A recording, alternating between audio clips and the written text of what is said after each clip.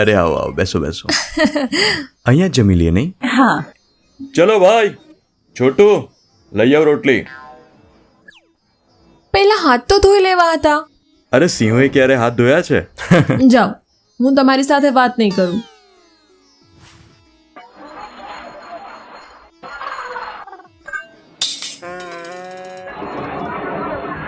હા હા, ઊભી રહે, ધોઈ લઉં છું હાથ, નહીં તો તું નારાજ થઈ જઈશ. જમવા પણ નહીં દે મને. અરે ઓ છોટુ, પાણી લઈ આવ, પહેલા મારા હાથ ધોળાઈ દે. હા.